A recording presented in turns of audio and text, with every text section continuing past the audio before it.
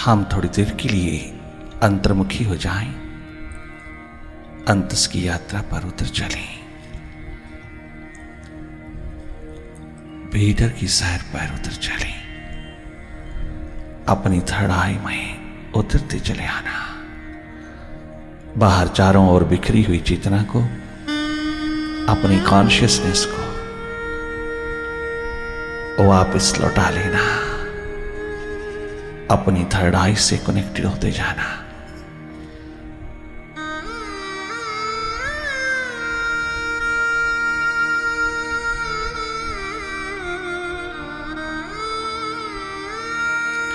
बहुत सहज, सरल, साधारण हो जाना।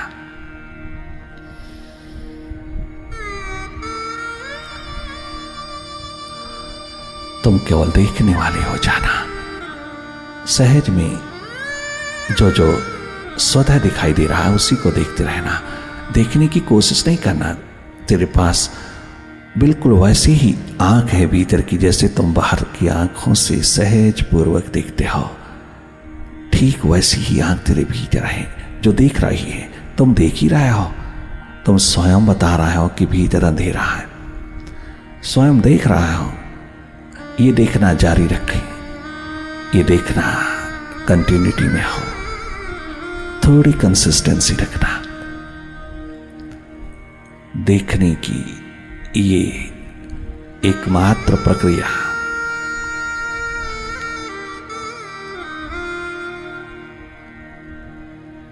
बहाल करते जाना।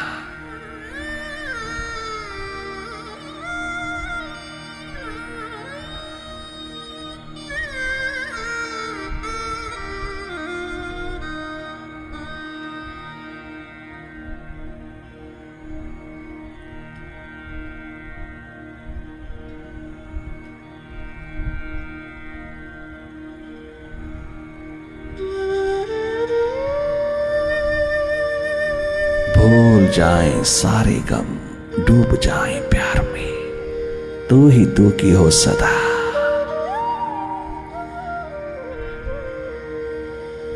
भीतर के हर रोम में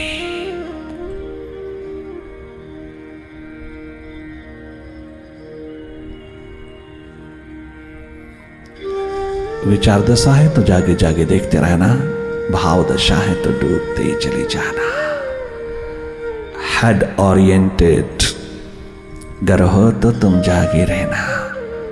हार्ट ओरिएंटेड हो तो डूबते चले जाना। भीतर भीतर अपनी डेप्थ, अपनी गहराइयों को छूते चले जाना।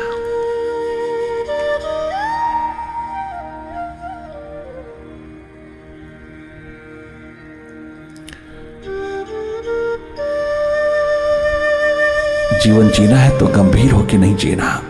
पीले पीले होके नहीं जीना। पीले पतंगड़े होके नहीं जीना। गंभीर होके नहीं जीना। गहरे जीना। गहराई में उतर के जीना। गहरा है जीवन, गंभीर नहीं। व्यर्थ की सोच, व्यर्थ के विचारों में नहीं खो जाना। तुम गहरा, अपनी डेप्थ, अपनी गहराई को छूना, अर्थात अधिक से अधिक बियॉन्ड माइंड होते चले जाना। मन से हटते चले जाओगी तो बियॉन्ड होते जाओगी।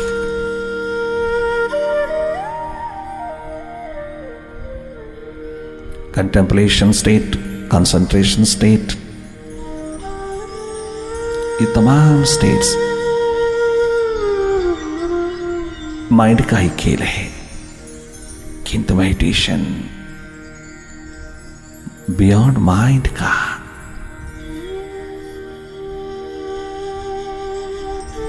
एक महान शिखर है, सुरती का। ये सब माइंड तक है। क्या कंसंट्रेशन, क्या कंटेम्पलेशन, क्या थिंकिंग, ये सब माइंड तक है।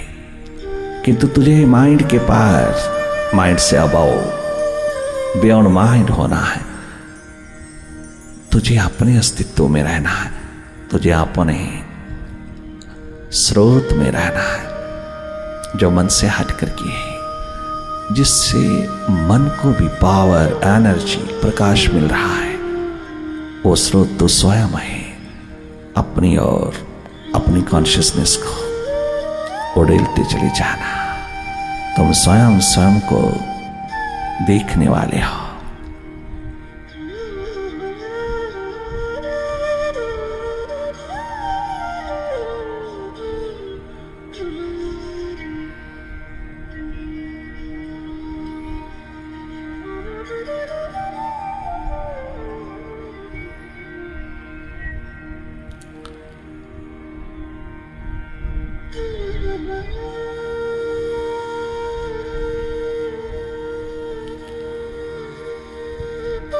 बार बार मन के साथ चले जाना, कभी पास्ट में कभी फ्यूचर में, आदतवश हो रहा है। आप पुनः पुनः वापस लौटना अपने वर्तमान के पलों में, पुनः पुनः वापस लौटना अपने स्वभाव में, अपनी सुरते में। तुम भीतर रहना। मन भूत भविष्य में जाता है, जाने देना। उस पर कोई अंकुश नहीं लगाने, तनिक मात्र भी उसको कंट्रोल करना नहीं चाहिए। तनिक मात्र भी उसके ऊपर कोई अंकुश नहीं लगाना। उसे रोकना नहीं, मोड़ना नहीं, समझाना नहीं, दबाना नहीं, कहीं लगाना नहीं। उसकी स्वतंत्रता को बरकरार रखते हुए तुम स्वयं संभलना, तुम स्वयं जागना, तुम स्वयं समझना मन की स्वभाव को। उसके साथ संघर्षशील नहीं होना, समझना वो अपने स्वभाव में है, निरंतर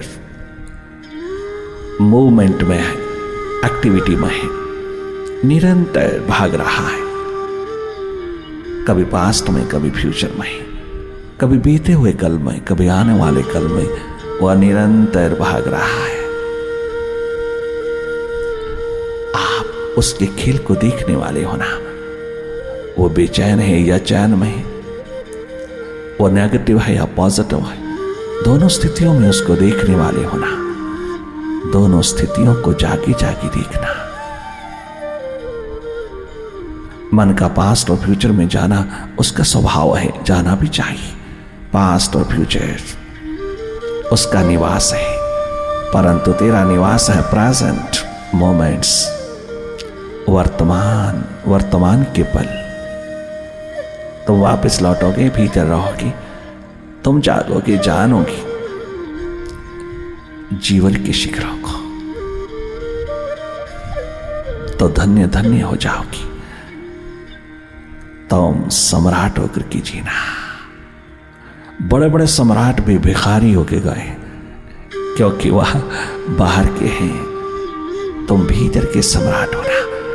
तेरी संस्कृति, तेरी धरती की संस्कृति तुझको पुकार पुकार के कहती है, तुम जागना। जागना ही संस्कृति है, अपने मन के प्रति जागना। सुसंस्कृत होना है, प्रज्ञावान होना है।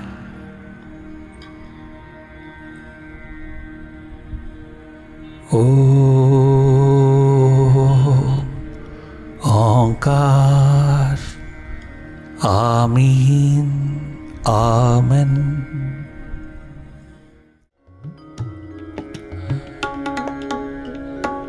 तू है मोहन मेरा, मैं दीवाना तेरा।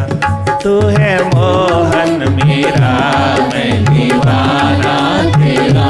मेरी बिगड़ी बनाना तेरा काम है। मेरी बिगड़ी बनाना तेरा काम है। छोड़ दी जीवन कश्ती तेरे नाम पर। छोड़ दी जीवन कश्ती तेरे नाम पर। से किनारे लगाना तेरा काम है। अब किनारे लगाना तेरा काम है। तू है मुर्शिद मेरा, मैं दीवाना तेरा।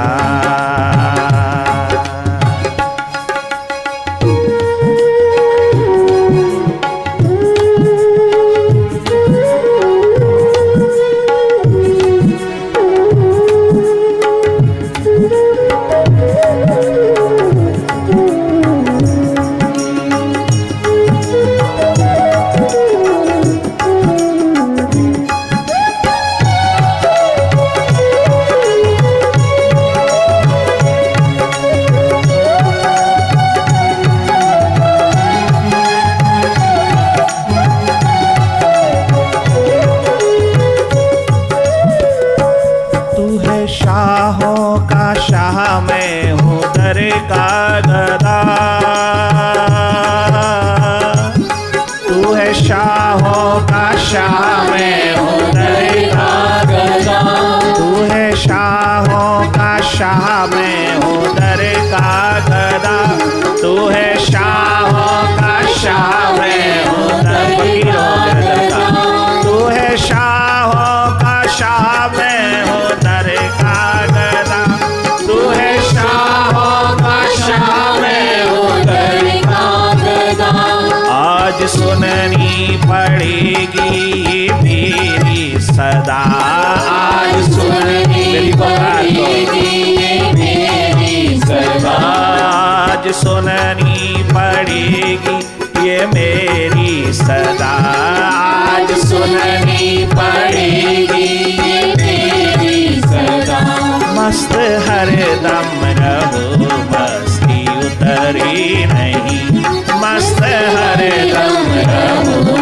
क्या गजब पुकार उठाई, क्या गजब मांग रहा है। हम क्या मांग रहे हैं और ये क्या मांग रहा है। हर रोज हम मंदिर में कहते हैं धन मन धन तेरा, किंतु कब्जा रहे मेरा, और दे और दे और दे और दे, still more still more still more. क्या मांग रहे हैं जो अपना कभी होगा नहीं, ना कभी हुआ है, किसी का ना हो सकेगा, वो मांग रहे हैं। आय हाय कितना सुंदर मांग रहा है। हम स्वयं मांगने वाले ही नहीं जानते कि हम क्या मांग रहा है। अरदास चल रही है, तुझ बिन और जे मंगना, फिर मांग रहा है। तुझ बिन और जे मंगना, सिर दुखा दे दुख, किंतु फिर मांग रहा है, फिर मांग रहा है, जानत हो करके भी मांग रहा है। यूं ही मैकेनिकली चल रहा है सब। क्या आरती, क्या प्रार्थना, क्या अरदास, यूं मशीन की नहीं चल रहा, मैकेनिकली चल रहा। हमें मालूम ही नहीं हम क्या बोल रहा है और फिर उलट चल रहा है। हम बोल कुछ और रहे हैं और कर कुछ और रहे हैं। कितना डबल डीलिंग कर रहे हैं हम अपने मालिक के साथ। क्या मांगा, गजब मांगा इन दीवानों ने। चाहे वो झोंपड़ी से निकले, चाहे वो साम्राज्यों की शिखरों से उतरे, चाहे वो कितने बड़े खजानों के मालिक होकर के उतरे, और वो चाहे वो कितने दो समय की रोटी भी नसीब नहीं वो निकले, प्रभु प्यास दर्द दीवानगी का आलम बनकर के निकले। क्या गरीबी, क्या अमीरी, कोई कीमत नहीं रखती उस प्यास के सामने। प्यास की कीमत कोई चुका नहीं सकता। परमात्मा हुए बिना नहीं चुकती इसकी कीमत। क्या गजब है, झोपड़ी से निकला हुआ भी और झंझावत शिखरों से उतरा हुआ भी। एक बादशाह, ग्रेटर इंडिया का बादशाह सम्राट राजा भर्तृहरि अपने मुर्शिद के द्वार पर यही आवाज लगाता, और उधर से भीखा जैसा, कबीर जैसा, रैदास जैसा, गोरा बादल पीपा सागर धन्ना जैसा, एक नाथ तुक्का राम जैसा झोपड़ी से निकला हुआ है। लोग कहते हैं गरीबी से परमात्मा नहीं मिलता, गरीबी में नहीं मिलता, अमीरी में मिलता। परंतु भारत के 95% दीवाने, एनलाइटेड सोल्स, 95%, हजारों साल की हिस्ट्री के पन्नों को उठा के देखना, 95% झोपड़ियों से निकला है। गरीबी अमीरी ये क्वेश्चन नहीं है, क्वेश्चन है कि तुझे उस प्यास में, दर्द में, दीवानगी में उतरने का अवसर मिला है। संगति आई है, तेरे हाथ लगी है, किसी की संगति में बैठ बैठ तेरे को प्यास उभर आई, उमड़ आई। ये प्रायोरिटी उस मालिक की और तेरी उघड़ आई। बस इतना सा है सवाल। सब वो पहुंचे, सब पहुंचे अपने शिखरों पर, आज भी लहलहाते हैं जिनके शिखर वो भूत भविष्य वर्तमान तीनों में, चारों युगों में लहलहाते हैं शिखर। जो जाना है अपने आप को, जिन्होंने जाना है अपने आप को। और देखिए भर्तृहरि क्या कह रहा है, क्या कह रहे हैं भीखा, और क्या कह रहा है कबीर रैदास। मस्ती, एकमात्र मस्ती, मांगना छोड़ दिया, एक मस्ती के लिए प्रार्थना कर दिया। ये नहीं कहा कि घर के हालात ठीक कर दो, ये नहीं कहा कि मुझको इतना बड़ा बादशाह बना दे, इतना ऊंचा उठा दे, मुझे एनलाइटन कर दे, मुझे जल्दी से जल्दी मुझको अनुभूत करा दे। नहीं, क्या कहा, मस्त हर दम रहूं मस्ती उतरी नहीं, मस्त हर दम रहूं मस्ती उतरी, मस्त हर दम रहूं मस्ती उतरी नहीं, मस्त हर दम रहूं मस्ती उतरी नहीं। जाम ऐसा पिलाना तेरा काम है, जाम ऐसा पिलाना तेरा काम है, तू है मोहन मेरा मैं दीवाना तेरा, तू है मुर्शिद मेरा मैं दीवाना तेरा।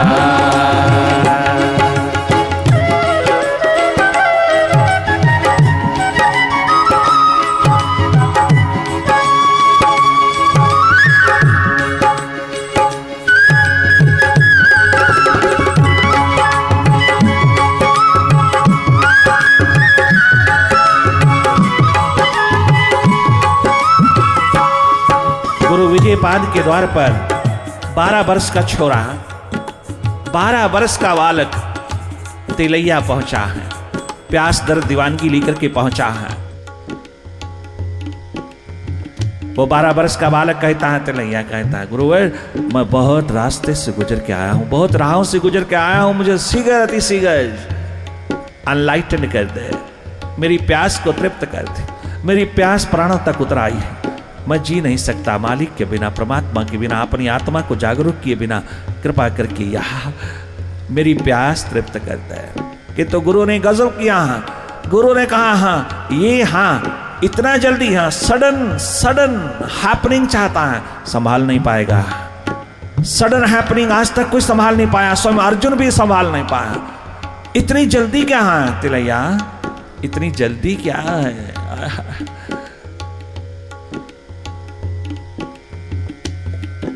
इस प्यास को तृप्त करना चाहता है, परमात्मा बनाना चाहता है, हाँ, अपना स्वरूप अपना अस्तित्व समझना चाहता है, संभालना चाहता है। इस जन्म के रहते रहते, इस तरुणावस्था के रहते रहते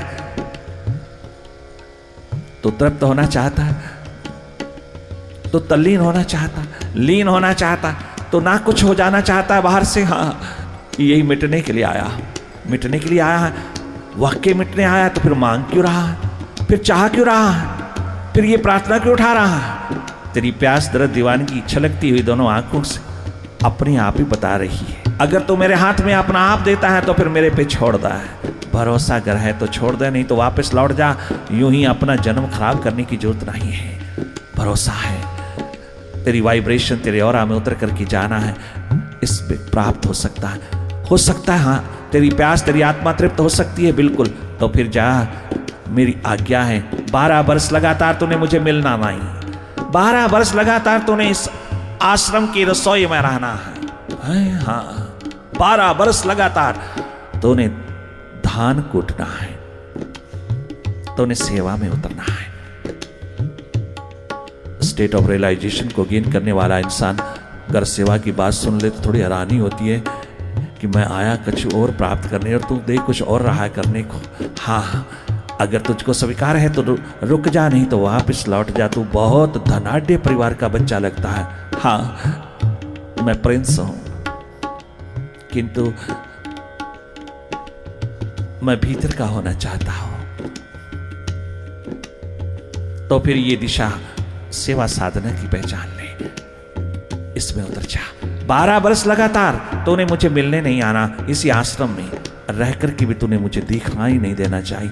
तो मेरे सामने मत आना और अपनी प्यास को बढ़ावा दे दे। सेवा साधना की मूर्ति बने तुम मिटते चले जाना। इस आश्रम में 400-500 जो रहते हैं त्यागी वीर, उनकी सेवा में रहना। किचन की रसोई की सेवा जो औरों अनेकों के हाथ से चलती है, तू भी उसी में सम्मिलित हो जाना। 12 वर्ष तूने नहीं आना।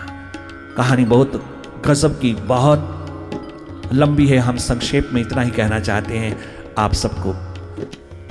12 वर्ष गुजर गए।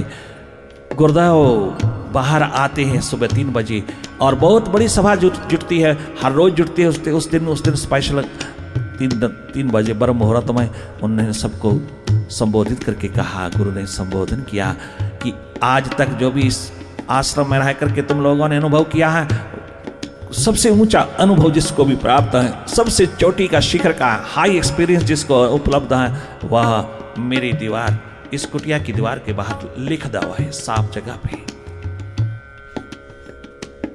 बहुत अच्छा है। एक निकला लिखने को और कोई नहीं निकला, और उसने लिखा, मन एक दर्पण है, दर्पण के ऊपर विचारों, विकारों, विकल्पों, वृत्तियों की धूल जम गई है। उस दर्पण को साफ करते ही हम एनलाइटेंड होते हैं, हम कृतकृत्य होते हैं, हम प्रकाशित होते हैं, हम रियलाइज्ड होते हैं। उस धूल को दूर करना बहुत जरूरी है।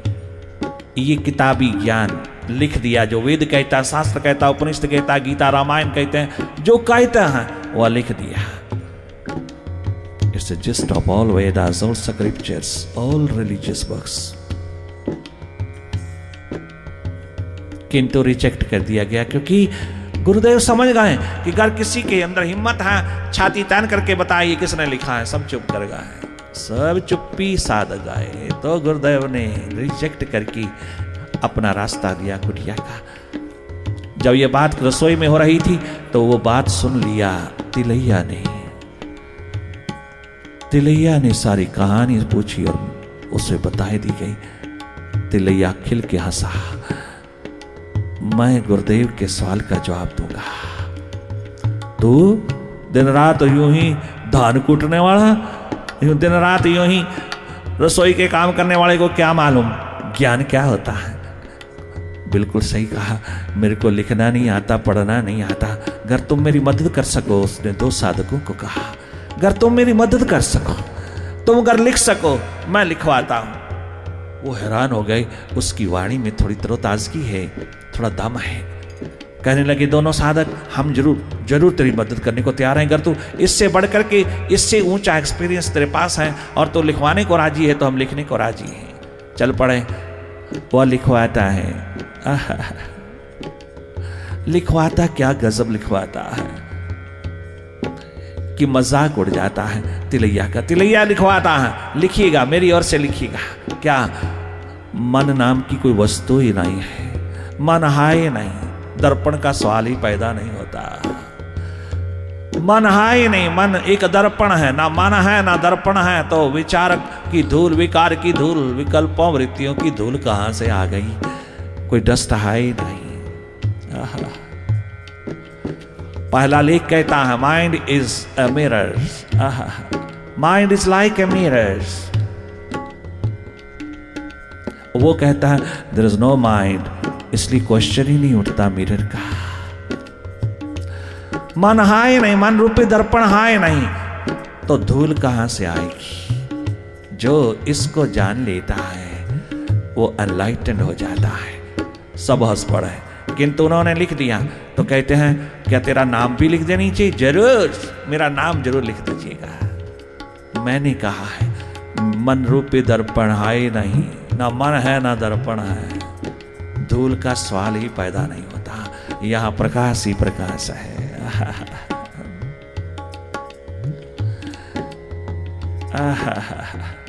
मस्ती ही मस्ती है, आनंद ही आनंद है, प्रकाश ही प्रकाश है।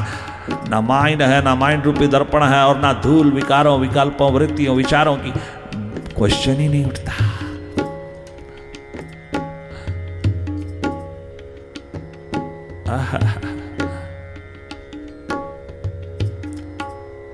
Where can the dust gather?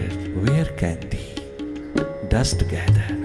When there is no mind, there is no mirrors. Those who know it, they become enlightened. गुरुदेव बाहर आए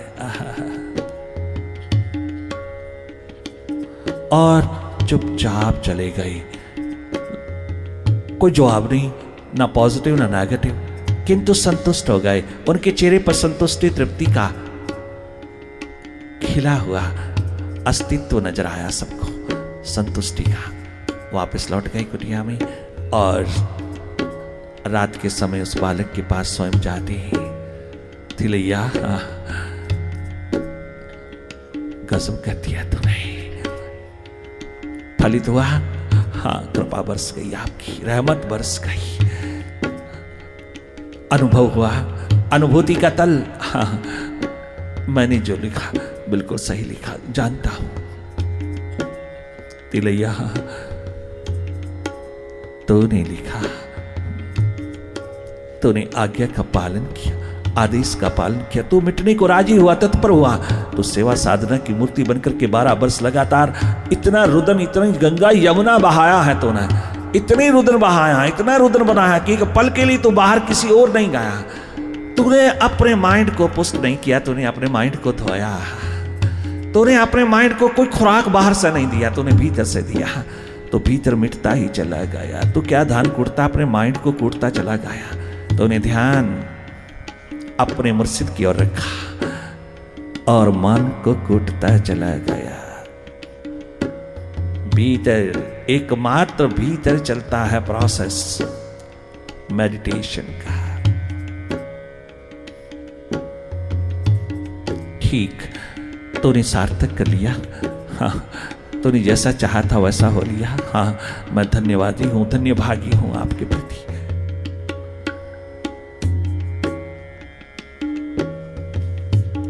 ये है गजब के शिखर जाके पुरुषों के, जो किसी को रुलाएंगे नहीं बल्कि रोम रोम से जगाएंगे, रोम रोम से जगाएंगे।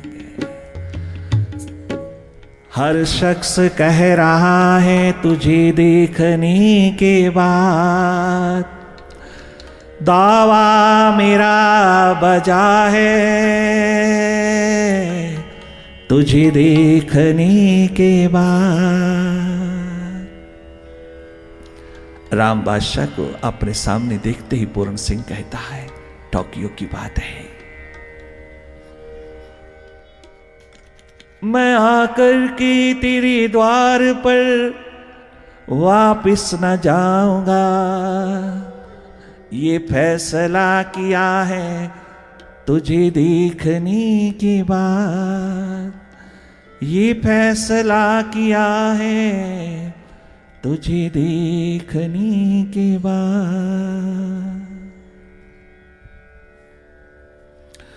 दया रे यार में, दया रे यार में, सर को झुकाए बैठी है।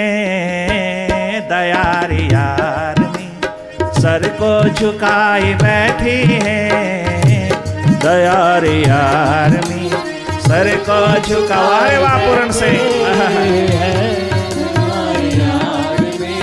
सर को झुकाए बैठे हैं।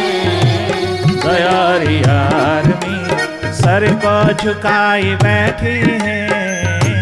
दया रे यार में, सर को झुकाए बैठे हैं। दया रे यार में, सर को झुकाए बैठी है। दया रे यार में, सर को झुकाए बैठी है, बैठी है। दया रे यार